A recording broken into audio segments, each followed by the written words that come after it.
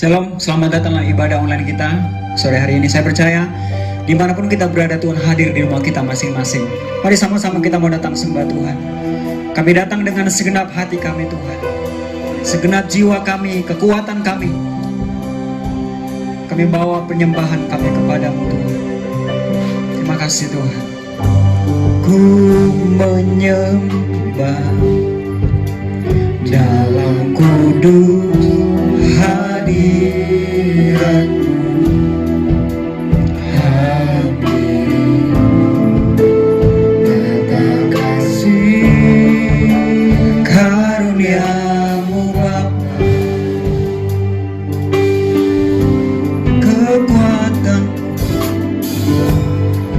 kekuatan hanya dalam hadirat Yesusku, hanya Kaulah segalanya. Sekali lagi dari awal, kami sembah Kau Tuhan.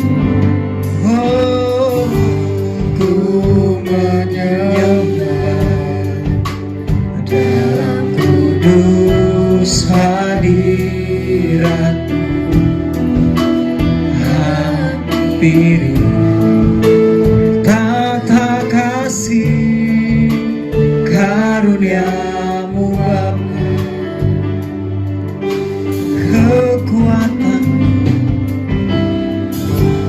kekuatan hanya dalam hadirat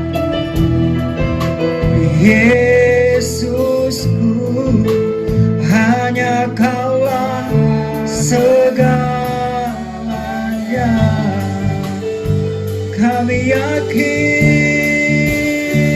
ku yakin Kau hadir di sini. Ku rasakan kuasa yang tak terbatas. Ku yakin Kau nyata di sini. Kemenangan terjadi di sini. Ku yakin Kau hadir di sini. Kehadiran-Mu Tuhan melawat setiap kami di tengah-tengah pergumulan kami Tuhan. Kau hadir dalam setiap hidup kami Tuhan Yesus. Kemenangan terjadi di sini. Kami sembah, oh ku menyembah dalam kudus hadirat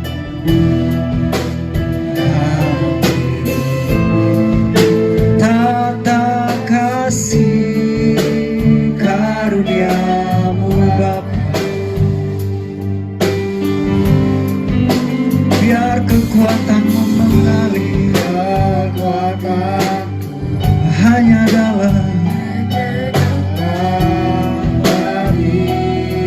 dalam hadirat-Mu Tuhan. Kami temukan Kau Yesus, Kau segalanya. Oh, ku yakin Kau hadir Tuhan. Ku rasa tak terbatas. Ku yakin Kau nyata di sini. Kemenangan terjadi di sini. Ku yakin Kau hadir di sini. Ku rasa kuasa yang tak terbatas. Kau nyata di sini. Kemenangan terjadi bersama-sama. Ku yakin Kau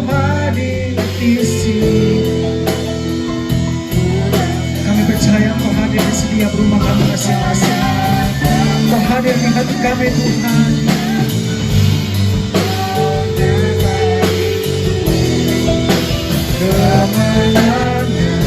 Mari jemaat Tuhan, angkat kedua tangan dan katakan segenap jiwaku, segenap jiwaku,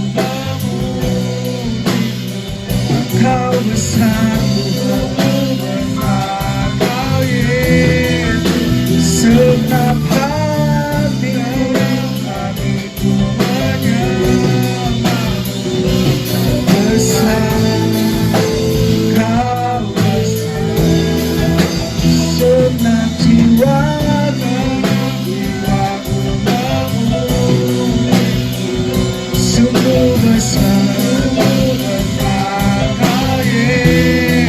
Dengan segenap hati kami,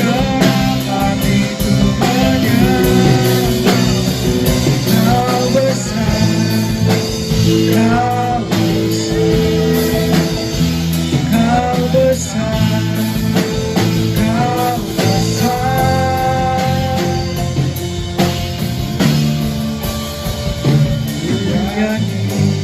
Kau hadir di sini. Ku rasakan kuasa yang tak terbatas. Kau tidak pernah terbatas Tuhan, dibatasi oleh ruang dan waktu. Tuhan hadir di rumah kami masing-masing, melawat dan memberkati kami Tuhan. Sekali lagi naikkan pujian ini dengan segenap hati. Kau hadir di sini. Ku rasakan kuasa yang tak terbatas. Kau nyata di sini. Kemenangan terjadi. Ku yakin Kau hadir di sini. Ku rasakan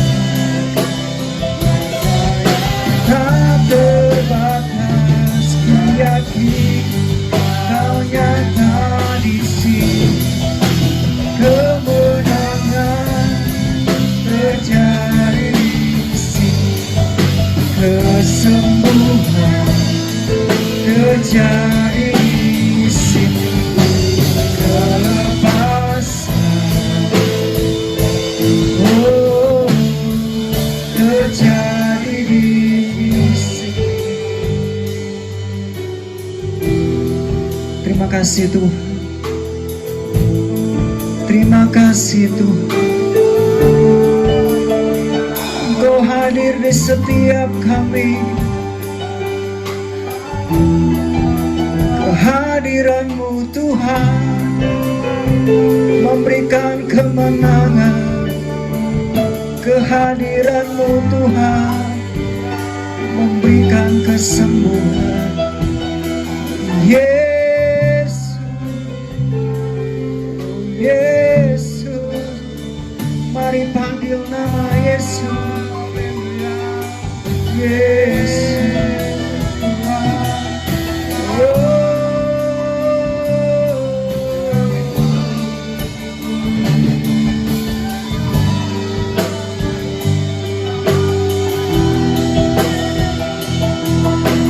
terima kasih Tuhan.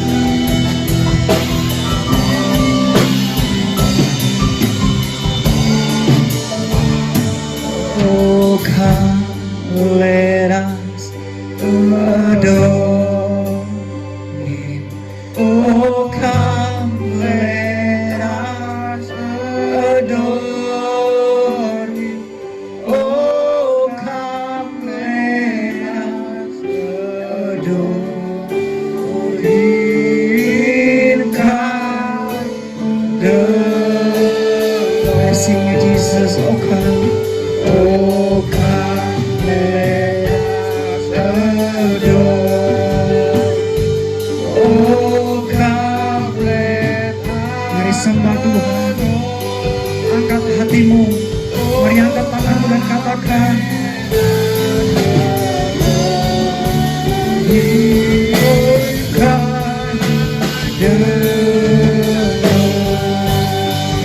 sembah dan puji sembah dan puji Dia, puji Dia, kami sembah dan puji. Mari sekali lagi bersama-sama tinggikan Tuhan, sebab Dia yang layak kita muliakan. Sembah dan puji Dia, mari sembah Tuhan, puji Dia, sembah dan puji Dia, asal Raja. Sembah dan puji Dia, asal Raja. Sekali lagi, sembah dan puji Dia, sembah dan Dia, asal Raja. Mari sama-sama berikan kemuliaan bagi Tuhan kita, Dia yang layak kami tinggikan selama-lamanya. Terima kasih Tuhan, terima kasih Tuhan. Orang yang duduk dalam lindungan yang maha tinggi dan bermalam dalam naungan yang maha kuasa akan berkata kepada Tuhan, tempat perlindunganku dan kubu pertahananku, Allahku yang kupercayai. Sungguh, Dialah yang akan melepaskan engkau dari jerat penangkap burung, dari penyakit sampar yang busuk. Dengan kepaknya Ia akan melindungi engkau, di bawah sayapnya engkau akan berlindung. Kesetiaannya ialah perisai dan pagar tembok. Engkau tak usah takut terhadap kedasan malam, terhadap panah yang terbang di waktu siang, terhadap penyakit sampar yang berjalan di dalam gelap, terhadap penyakit menular yang mengamuk di waktu petang. Walau 1000 orang rebah di sisimu dan 10.000 di sebelah kananmu, tetapi itu tidak akan menimpamu. Engkau hanya menontonnya dengan matamu sendiri dan melihat pembalasan terhadap orang-orang fasik. Sebab Tuhan ialah tempat perlindunganmu, yang maha tinggi telah kau buat tempat perteduhanmu. Malapetaka tidak akan menimpa kamu, dan tulah tidak akan mendekat kepada kemahmu. Sebab malaikat-malaikatnya akan diperintahkannya kepadamu untuk menjaga engkau di segala jalanmu. Mereka akan menatang engkau di atas tangannya, supaya kakimu jangan terantuk kepada batu. Singa dan ular tetung akan kau langkahi, engkau akan menginjak anak singa dan ular naga. Sungguh hatinya melekat kepadaku, maka aku akan meluputkannya, aku akan membentenginya sebab ia mengenal namaku. Bila ia berseru kepadaku, aku akan menjawab. Aku akan menyertai dia dalam kesesakan, aku akan meluputkannya dan memuliakannya. Dengan panjang umur akan kukenyangkan dia dan akan kuperlihatkan kepadanya keselamatan daripadaku. Amin. Kami bersyukur buat kesempatan ini Tuhan. Kami tahu yang terbaik Tuhan sudah beri bagi kami. Kami percaya kami rindu di momen ini Tuhan. Kami rindu memberi persembahan kami lewat pujian kami, lewat apapun yang kami miliki Tuhan, kami ingin persembahkan untuk Tuhan sebagai kado kami di tahun ini Tuhan. Terima kasih Tuhan, kami akan sama-sama belajar firman-Mu, biar firman-Mu terus memberikan kami pandangan-pandangan yang baru untuk semakin hari kami tetap setia kepada Tuhan. Berkati hamba-Mu, Tuhan pakai hamba-Mu dengan dahsyat dan luar biasa, sehingga kami boleh sama-sama belajar kesempatan ini Tuhan. Di dalam nama Yesus kami sudah berdoa bersyukur kepadamu. Haleluya. Amin. Shalom Bapak Ibu Saudara yang dikasihi Tuhan, tetap dalam Yesaya pasal 9 ayat 5. Saya akan bacakan ayat ini. Sebab seorang anak telah lahir untuk kita, seorang putra telah diberikan untuk kita, lambang pemerintahan ada di atas bahunya, dan namanya disebutkan orang Penasehat Ajaib, Allah yang perkasa, Bapa yang kekal, Raja Damai. Minggu lalu kita sudah belajar tentang penasehat ajaib. Kita bersyukur kita punya penasehat. Tidak hanya penasehat saja, tetapi kita punya nasihat yang bisa membuat mujizat. Saya percaya hari demi hari yang kita lewati adalah mujizat. Amin. Minggu ini kita akan belajar poin yang kedua, yaitu Allah yang perkasa. Bicara tentang perkasa, saya percaya yang ada di pikiran kita adalah sesuatu yang penuh dengan kekuatan, kegagahan, keberanian, dan kepahlawanan. heroik begitu ya, arti kata perkasa. Tetapi di dalam Kamus Besar Bahasa Indonesia, kata perkasa ini artinya kuat, artinya tangguh, berani, hebat, dan berkuasa. Itulah Allah kita. Sebelum kita belajar lebih dalam, saya ingat sebuah pujian yang berjudul Yesus Allah Kita Perkasa. Bersama-sama kita akan naikkan pujian ini. Haleluya. Dia Allah yang maha besar. Kira laba ya sikat takaya laba. Yesus Allah kita perkasa, Raja segala raja, Allah maha besar. Katakan Yesus. Yesus Allah kita perkasa, Raja segala raja, Allah maha besar. Lawan musuh dengan senjatanya, firman Allah yang berkuasa. Injak iblis dengan kuasa Allah, kita bebas, dibebaskannya. Yesus Allah kita perkasa, Raja segala raja, Allah maha besar. Yesus, Yesus Allah kita perkasa, Raja segala raja, Allah maha besar. Lawan musuh dengan senjatanya, firman Allah yang berkuasa. Injak iblis dengan kuasa Allah, kita bebas, dibebaskannya. Yesus Allah kita perkasa, Raja segala raja, Allah maha besar. Yesus, Yesus Allah kita perkasa, Raja segala raja, Allah maha besar. Allah maha besar. Allah maha besar. Berikan sorak-sorai bagi Allah kita. Haleluya.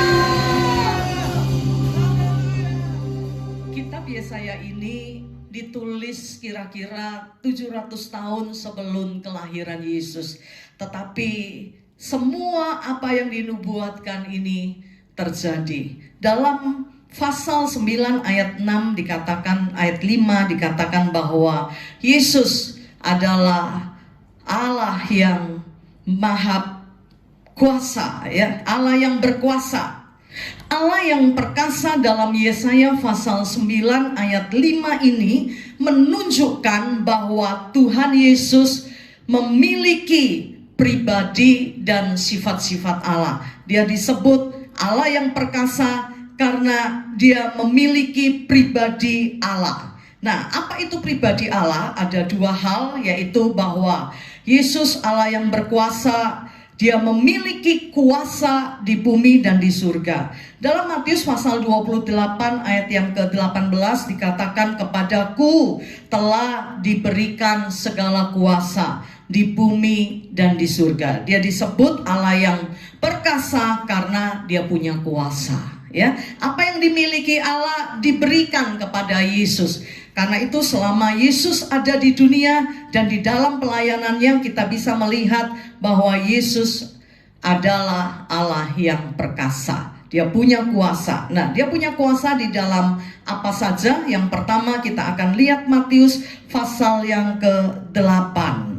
Dia berkuasa atas alam. Tadi dikatakan di dalam Matius pasal 28, kepadaku telah diberikan kuasa di bumi dan di surga. Selama dia di bumi, dia juga punya kuasa. Dia punya kuasa untuk menaklukkan badai.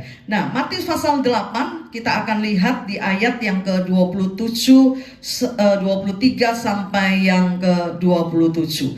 Matius pasal yang ke-8, kisah ini adalah kisah di mana suatu hari Tuhan Yesus dan murid-muridnya melintasi danau Galilea. Dan apa yang terjadi? Tiba-tiba saja badai mengamuk dan Di saat itu juga Tuhan Yesus meneduhkan badai itu. Di ayat yang ke-27 dari pasal yang ke-8 dari kitab Matius dikatakan, dan heranlah orang-orang itu. Katanya, orang apakah dia ini sehingga angin dan danau pun taat kepadanya. Ketika badai bergelora, Tuhan Yesus menghardik danau itu, dan tenanglah danau itu sehingga orang-orang heran. Orang-orang bertanya-tanya, ini orang macam apa kok bisa, ya? Kok bisa tenangkan angin, kok bisa tenangkan danau? Nah, karena Yesus bukan manusia biasa, tetapi Dia Allah yang berkuasa. Danau pun Dia bisa teduhkan. Yang kedua, apa buktinya bahwa Yesus berkuasa? Di pasal yang sama dalam Matius pasal yang ke-8, di ayat yang ke-28, ini adalah kisah tentang orang yang kerasukan setan. Pada waktu itu Tuhan datang ke daerah yang bernama Gadara. Nah, di pekuburan itu ada 2 orang yang kerasukan setan. Mereka ini sangat berbahaya sehingga daerah itu tidak ada orang yang lewat di sana. Dan ketika Yesus datang, nah mereka berteriak. Di ayat yang ke-29 dalam Matius pasal 8 dikatakan, dan mereka itu pun berteriak katanya, apa urusanmu dengan kami, hai anak Allah? Apakah engkau kemari untuk menyiksa kami sebelum waktunya? Iblis tahu siapa Yesus, dia adalah anak Allah. Karena itu ketika dia melihat Yesus, dia sangat ketakutan dan dia berkata, apa urusanmu? Begitu ya, ada urusan. Karena Yesus punya kuasa untuk mengusir dia. Singkat cerita, akhirnya setan ini diusir. Setannya tidak mau pergi, dia berkata, nah aku mau masuk di babi saja, begitu ya. Dan Tuhan izinkan ini, maka orang ini terlepas daripada setan. Jadi kuasanya bisa meneduhkan danau, kuasanya bisa mengusir setan, bahkan kuasanya bisa mengampuni dosa manusia. Matius pasal yang ke-9 di ayat yang ke-6, Matius 9 ayat 6, tetapi supaya kamu tahu bahwa di dunia ini anak manusia berkuasa mengampuni dosa. Nah, kuasa Tuhan tidak hanya bisa meneduhkan danau, tidak hanya bisa mengusir setan, tetapi Dia juga berkuasa mengampuni dosa manusia. Karena itu setiap kita yang percaya kepada Tuhan, maka dosa kita diampuni. Dan yang keempat, di dalam Yohanes pasal 11, kisah tentang Lazarus. Dia Allah yang punya kuasa karena Dia mampu membangkitkan orang mati. Bahkan orang mati yang sudah tidak mungkin lagi bangkit, tetapi kuasanya sanggup membangkitkan orang mati. Pada waktu itu Lazarus sudah 4 hari mati. Nah, saudaranya bilang, ini sudah 4 hari, kenapa dipersoalkan masalah hari? Ternyata karena tradisi mereka, tradisi orang Yahudi, kalau ada orang mati masih bisa dibangkitkan, ya, ada waktu 3 hari. Tetapi kalau sudah hari keempat tidak akan ada kebangkitan, kecuali yang membangkitkan itu adalah Allah sendiri, Mesias yang dijanjikan. Tetapi hal itu pun terjadi. Lazarus yang sudah mati 4 hari, Tuhan berkata, hai Lazarus, keluarlah, dan Lazarus keluar dan dia hidup kembali. Nah, ini membuktikan bahwa Dialah Mesias, Dialah Tuhan, Dialah Allah. Jadi adat mereka, tradisi mereka itu begini ya. Kalau ada orang mati sampai 3 hari, itu nyawanya masih ada di dekat jasadnya, ya. Tetapi pada hari keempat, maka nyawa ini akan pergi, meninggalkan tubuh ini sehingga tidak bisa hidup lagi. Tetapi tidak ada yang mustahil bagi Tuhan. Tuhan Yesus menunjukkan kuasanya ketika Dia ada di dunia ini. Pada hari keempat, Lazarus sudah mati 4 hari, tetapi Yesus mampu membangkitkannya. Amin. Yesus disebut Allah yang perkasa karena Dia adalah Allah yang maha tahu. Suatu hari ada kisah ketika Yesus sampai di daerah yang bernama Samaria, Dan di situ Yesus letih dan dia duduk di pinggir sumur Samaria, dan datanglah seorang perempuan Samaria sedang menimba air. Kata Yesus kepadanya, "Berikan aku minum." Tetapi perempuan itu berkata, "Masa engkau seorang Yahudi minta air kepadaku, seorang Samaria?" Jadi terjadi satu gap begitu ya antara orang Yahudi dan orang Samaria. Orang Yahudi merasa diri lebih tinggi, lebih terhormat daripada orang Samaria. Orang Yahudi menganggap orang Samaria itu rendah karena orang Samaria itu sebetulnya berasal dari orang Yahudi yang kawin campur begitu. Nah, ketika Yesus minta air, perempuan ini bilang, "Kamu kan Yahudi, masa kamu minta kepada seorang Samaria, minta air kepada orang Samaria?" Tetapi Yesus berkata, "Kalau kamu ngerti, kamu akan minta air daripadaku." Dan perempuan itu berkata, "Bagaimana ini mungkin? Engkau tidak mempunyai timba." Ya, jadi terjadi dialog antara orang Samaria dan Tuhan Yesus. Dan di ayat yang ke-17 kata perempuan, lalu di ayat yang ke-16 kata Yesus kepadanya, "Pergilah, panggillah suamimu dan datang ke sini." Kata perempuan itu, "Aku tidak punya suami." Kata Yesus kepadanya, "Tepat katamu bahwa engkau tidak mempunyai suami. Karena Dia Allah yang Maha Tahu, Dia tahu bahwa perempuan ini tidak bersuami." Ya. Nah, Yesus berkata di ayat yang ke-18, "Sebab engkau sudah mempunyai 5 suami, dan yang ada padamu sekarang bukanlah suamimu. Dalam hal ini engkau benar." Yesus bisa tahu persis perempuan ini adalah perempuan yang bagaimana. Ya, padahal dia baru sampai di kota itu. Yesus belum dengar, belum ada dialog dengan orang lain yang menceritakan kehidupan perempuan ini. Tetapi Yesus bisa tahu sampai detail. Tidak hanya terhadap perempuan Samaria. Yesus Allah yang perkasa karena Dia Maha Tahu. Terhadap Sakeus pun sama.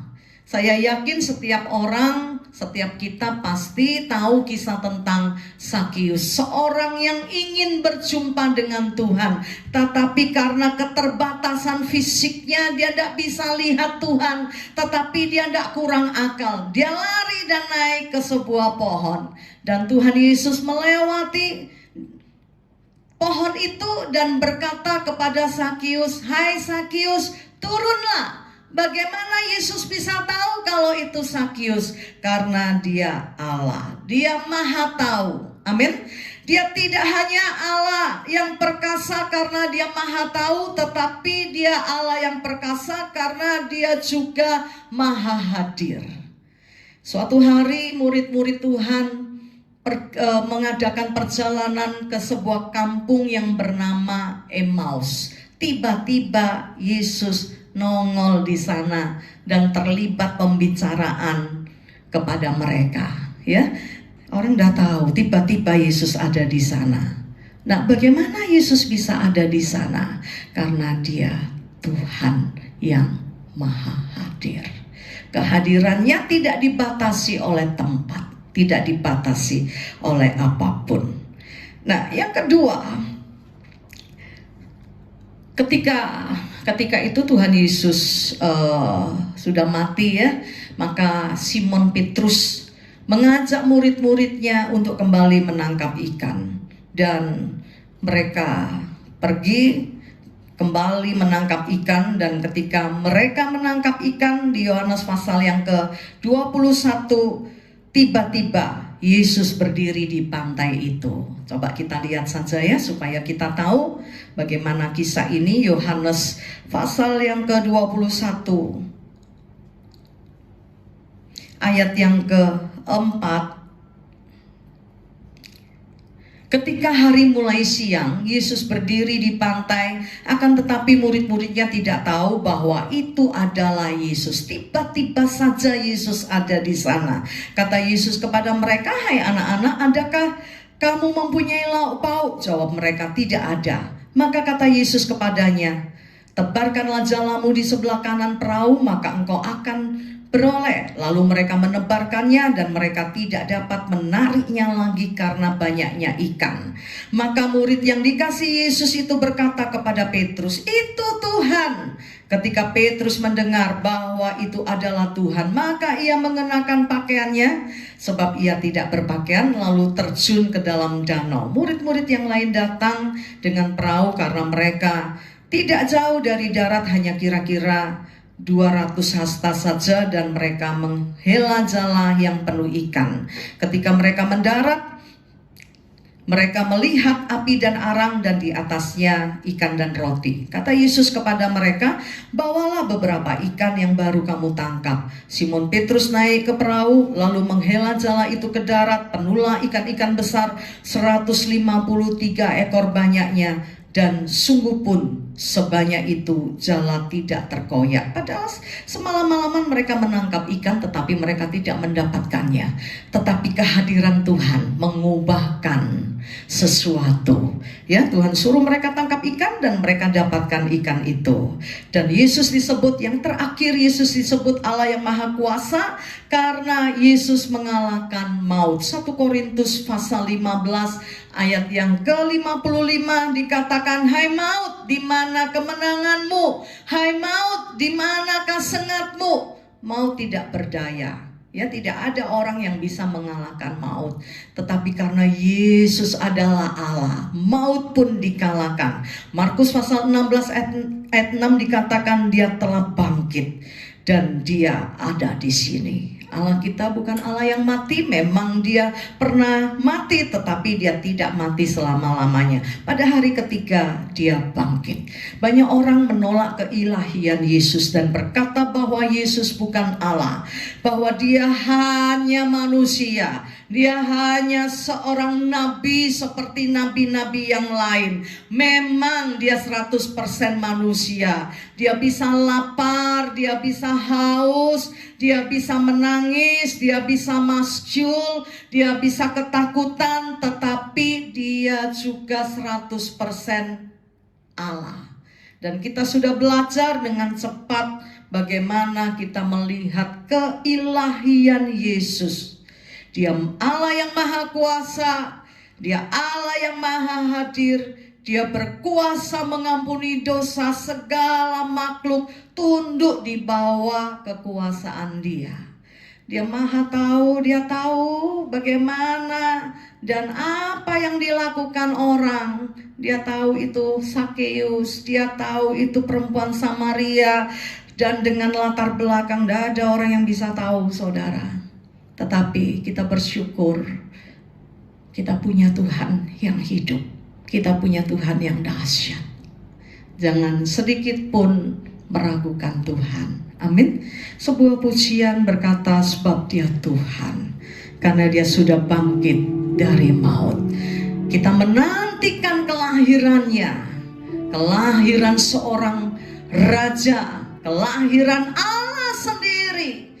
Allah yang berkuasa, Allah yang luar biasa, Allah yang sudah bangkit dari maut. Bersyukur kita ada di dalam Tuhan, kita mengenal Tuhan, dan biar kuasa itu dinyatakan di dalam hidup kita. Haleluya. Sebab dia Tuhan, dia Tuhan, sudah bangkit dari maut, sebab dia Tuhan. Setiap lutut bertelut, setiap lidah mengaku bahwa Yesuslah Tuhan. Bersama-sama katakan, sebab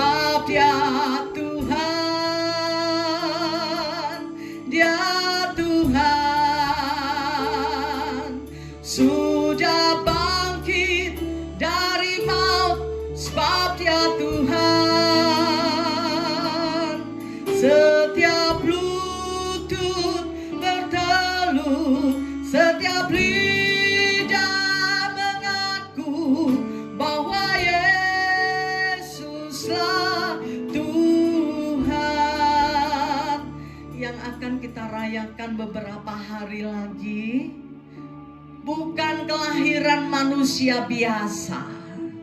Orang mau ngomong apa terserah.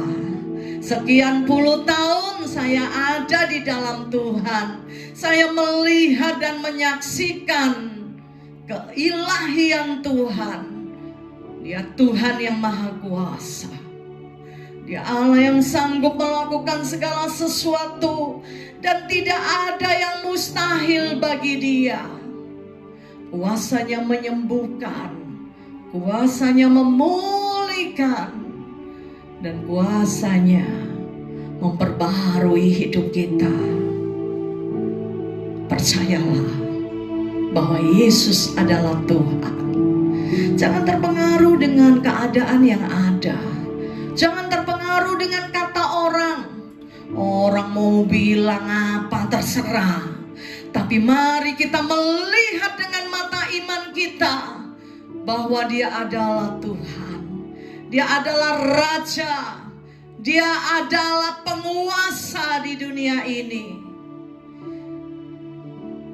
Dia Allah yang perkasa. Dan minggu depan kita akan belajar. Dia Bapa yang kekal. Dan di hari Natal kita akan belajar bahwa yang akan kita rayakan kelahirannya adalah seorang raja. Dia bernama Raja Damai. Bersyukur kita mengenal Tuhan yang luar biasa ini. Mari siapkan diri untuk menyambut kelahirannya. Siapkan diri untuk melihat kedahsyatannya di dalam hidup ini. Jadikan Dia penasehat ajaib di dalam hidupmu. Membawamu keluar dari persoalan demi persoalan. Biar matamu melihat keajaiban Tuhan. Dan biar Allah yang perkasa itu ada di dalam hidupmu. Dan kita lihat kuasanya yang besar atas kita. Sekali lagi naikkan pujian ini. Sebab Dia Tuhan, Dia Tuhan, sudah bangkit dari maut, sudah bangkit dari maut. Sebab Dia Tuhan, setiap lutut bertelut, setiap lidah mengaku bahwa Yesuslah Tuhan. Malam ini bersama-sama mari kita buat satu pengakuan bahwa Yesus adalah Tuhan. Dia Allah yang perkasa. Dia Allah yang maha kuasa. Dia Allah yang maha hadir. Dia tidak pernah meninggalkan kita. Amin. Bangkit berdiri, angkat kedua tanganmu. Katakan sebab Dia Tuhan. Haleluya.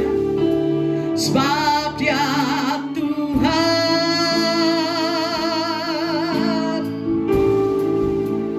Dia Tuhan.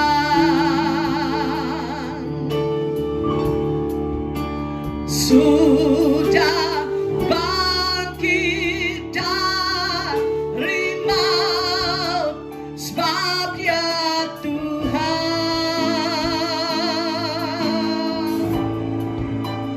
Setiap lutut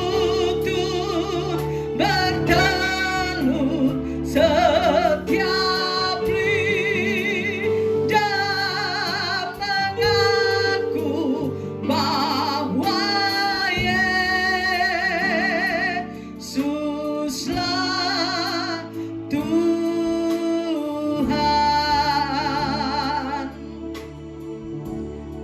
Malam hari ini sehati bersama-sama dengan saudara-saudara kami yang lain yang mengikuti ibadah online ini, kami ingin buat satu statement bahwa Engkaulah Tuhan kuasa, Engkau maha kuasa. Bahkan Engkau Bapa yang kekal dan Raja damai.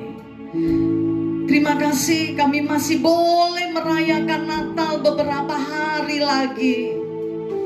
Kami menyambut kehadiran bukan seorang bayi yang lemah, tetapi kami menyambut kehadiran Raja di atas segala raja, Allah yang maha kuasa, yang akan melepaskan, menyembuhkan dan memulihkan hidup kami. Malam ini kami bertelut di hadapan-Mu Tuhan, dan lidah kami mengaku bahwa Engkau Yesus adalah Tuhan. Terima kasih Bapa, terima kasih. Kami boleh belajar mengenali siapa Engkau, dan biar Engkau nyata di dalam hidup kami. Kami melihat, menyaksikan kedahsyatan-Mu, kehebatan-Mu di dalam hidup kami. Dan kami bersyukur kepada-Mu Tuhan. Dan sebelum kami selesaikan ibadah kami angkat tangan ke surga. Yang terbaik dari Tuhan akan kami terima dengan iman kami.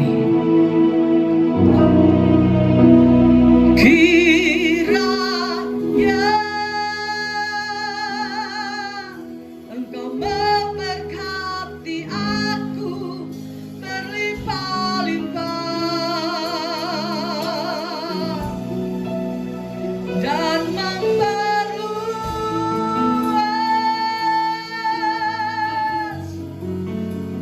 daerahku,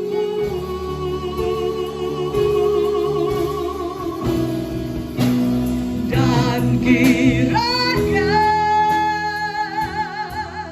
tangan-Mu menyertai aku dan melindungi aku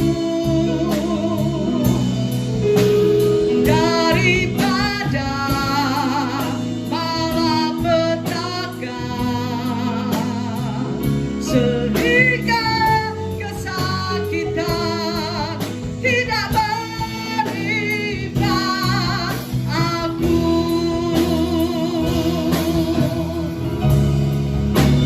Kiranya Engkau memberkati aku berlimpah-limpah dan memperluas daerah kami Tuhan.